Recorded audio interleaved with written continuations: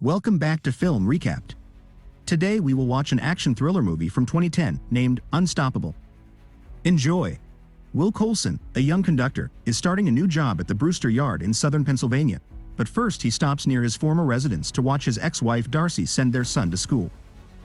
He can't go any closer because he's on a restraining order from an incident 2 weeks ago in which he threw a jealous tantrum over his wife emailing someone without telling him and, mistaking the messages for those of a man they knew, went to see him and threatened him with his gun. That man turned out to be a cop, and Darcy had just been talking to her sister. He calls her before leaving, but she ignores it when she realizes it's from him. When he gets at the yard, he meets the man he would be working with, Frank Barnes, a veteran train engineer. Frank's buddies tease him for being so young, and Will mocks them for being very elderly.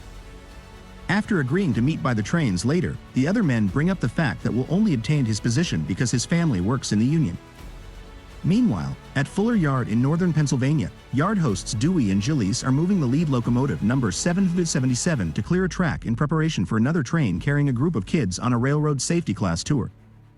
Gillies points out that Dewey neglected to tie the air in from the point, so he doesn't have any air brakes, but Dewey says he doesn't need them to do anything but move the train to another track inside the yard and he'll fix it later. Otherwise, their employer will be upset. As the locomotive begins to move, Dewey detects a trailing point switch that is not properly aligned, so he exits the cab after setting the throttle to idle. Dewey succeeds to shift the switch, but at the same time, the throttle moves from idle to full throttle notch 8, causing the train to gain speed and leaving Dewey behind, unable to return. The number 777 has officially become a runaway. Frank and Will's assignment for the day is to pick up 25 vehicles past Stanton. While they're getting ready, Will receives a call from his brother informing him that his lawyer has requested a hearing to void the restraining order and that he doesn't need to attend.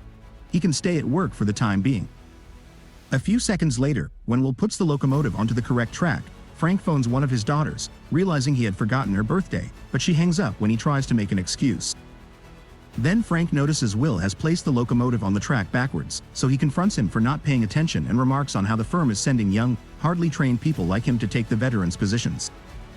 After a few hours of driving together, they bond over their families' tales, with Will telling him about the restraining order and Frank telling him about losing his wife to cancer. Back at Fuller Yard, Yardmaster Connie Hooper arrives in the office, and after being apprised of what has occurred, she quickly begins working on an outcome. First, they call the conductor who is transporting the schoolchildren and instruct him to divert to a siding in Portville, which he does successfully, passing adjacent to the empty runaway train along the way. Next, they summon lead welder Ned Oldham and direct him to drive ahead of the train and turn it off the main track. However, when Ned arrives at the switch, it is too late. The train has already passed, indicating that it is running at full power. Connie directs Ned, Dewey, and Gillies to follow the train in their cars while she phones the police, who dispatch policemen to each mainline crossing. Dewey and Gillies approach the train, and Gillies even grabs the railing, but he is forced to let go when a sign gets in the way, causing them to lose it. When Frank and Will arrive at the yard, Will is distracted by another call from his brother, who informs him that the judge did not enjoy his absence and has extended the restraining order for another 30 days. Will, now in a sour temper, mistakenly cuts in too many vehicles, resulting in another furious scolding from Frank. While they're fighting, they get a call alerting them to the runaway and instructing them to clear their train at the next siding, which is still 10 miles away. Connie receives an angered call from Oscar Galvin, VP of Train Operations, as the accident begins to make headlines.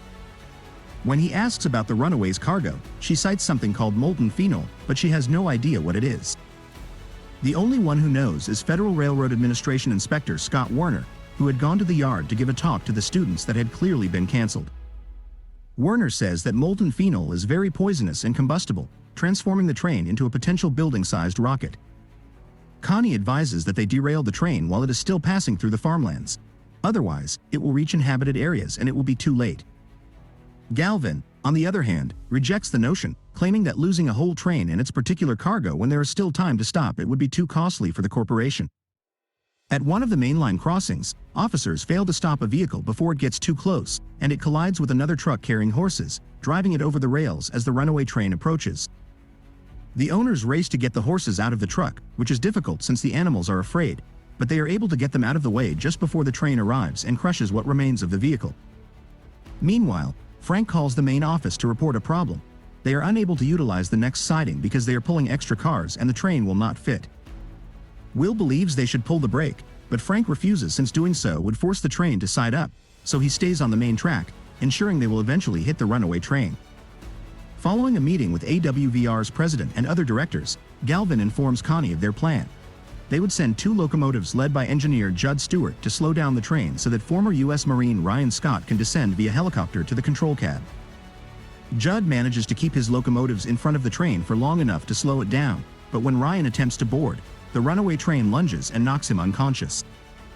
Their next plan is to have Judd direct the runaway into the siding, but the runaway train is too heavy and moving too quickly, so it knocks the locomotives off the track without effort, causing them to explode and killing Judd. Frank and Will are getting too near to the runaway train, so Frank phones his daughters to tell them he loves them before they hear about it on television. There is a siding being repaired nearby, so they will try to get on that track before the runaway reaches them. Frank manages to divert his train just in time to escape off the main track just as the runaway train passes by, but they're still hauling too many cars, so the runaway train crushes Frank's final boxcar. One of Frank's buddies at headquarters informs him that they are evacuating the next town, which means they will derail the train as they should have before. Frank does not believe it will work, however, because portable derailleurs are not robust enough to withstand the runaway train's high speed and weight. He has another idea, however. He notices the runaway's last car has an open coupler, so they could reverse and try to couple their engine to the runaway, then use their own brakes to slow it down before it hits the Stanton curve. Will first rejects the proposal as too dangerous, but agrees to go along with Frank when he sees his wife and child are in danger. The team disconnects the cars from their locomotive and begins driving it in backward while notifying Connie of their plan, stunning her with the news of the impending derailing because Galvin had not told her anything and was not answering her calls. When Gavin learns what Frank is up to, he agrees to speak with them, threatening Frank with termination if he does not stop right away. The fact is, Frank was already fired with forced early retirement and half benefits. He received his 90-day notice 72 days ago. This makes Will comprehend Frank's complaint about the young trainees stealing the elders' jobs, so when Galvin threatens to fire him, Will ignores him and accepts Frank's idea. After they hang up on Galvin, he instructs Connie to stop them before he hangs up, but Connie enjoys what the two are doing and just pretends to follow Galvin's orders while actually keeping them updated on the location and speed of the runaway train. As the train reaches the derailleurs, the police try to stop it before it gets to that point by blasting the engine's fuel cutoff button, but the runaway is moving too quickly for their aim to be precise, and they miss. Just as Frank warned, the derailleurs are insufficient to stop the train, and it passes over them as if they never existed. Now Frank and Will are in charge of the town's safety, which is promptly picked up by the press, allowing Darcy, her son, and Frank's daughters to keep track of what is going on with their loved ones. While Ned and the cops try to catch up with the train, Connie allows Werner to speak with Frank. He's done the calculations and suggests that instead of blasting the train in the other direction, they should alternate between full throttle and dynamic brake. It may cost them some counterthrust, but they'll compensate with tractive speech. Frank is doubtful of the notion, but he agrees to try it because the guy appears to know what he's talking about and Connie supports him. As they draw closer to the runaway train, Will decides to go outside and assist Frank with a combination of hand signals and walkie-talkies. When the trains eventually make contact, Frank's locomotive mistakenly blows the runaway's car seal, spraying grain all over everyone. Frank pushes the locomotive again, this time making the locking pins touch, but they still do not engage. Will decides to jump in the middle of both trains and push the pin with his own foot, which solves the problem while also slipping and nearly falling off. He manages to grab the railings and climb back up, but his foot is now injured. When he returns to the cab, Frank hands him some tape to temporarily bandage it. They're approaching the Stratton curve, so Frank focuses on initiating a game of tug-of-war using the strategy Werner taught him earlier. They manage to slow things down little, but the runaway train overwhelms them with its speed and weight and continues to drag them forward. Will has an idea. They should try to engage the handbrakes in each automobile. Because his foot is injured, Frank assigned control of the dynamic brakes and throttle to him as he climbed the roof and jumped from car to car, activating the handbrakes. The locomotive finally loses its brakes due to overloaded traction motors, and the train begins to accelerate again. They decide to use the independent air brake to avoid the oncoming bend, so Frank leads Will via walkie-talkie and informs him when to hit the independent to execute precise moves. Their combined effort is successful, as the runaway manages to follow the curve with minimal damage to its surrounds. Now that they've exited the perilous curve, Frank returns to jump from car to car in an attempt to reach the runaway's cab, but the final gap is too large for him to cross. When they fear there's no hope left, Ned appears in his truck, driving next to the train after causing two police cars to collide. After confirming with Connie that this is safe, Will gets on the back of the truck, and Ned drives him to the front of the train, where Will manages to jump on board the runaway's cab and ultimately applies the brakes to bring it to a stop. When he gets off the train, paramedics instantly treat his foot, and he gets to see Darcy and his son again. A few hours later, they all get to participate at a news conference. Frank gets to see his girls again, and Connie arrives to congratulate them in person. When it's all over, their futures become extremely certain. Frank reclaims his job with a promotion and later retires with full benefits. Will marries Darcy, and the two are expecting their second child.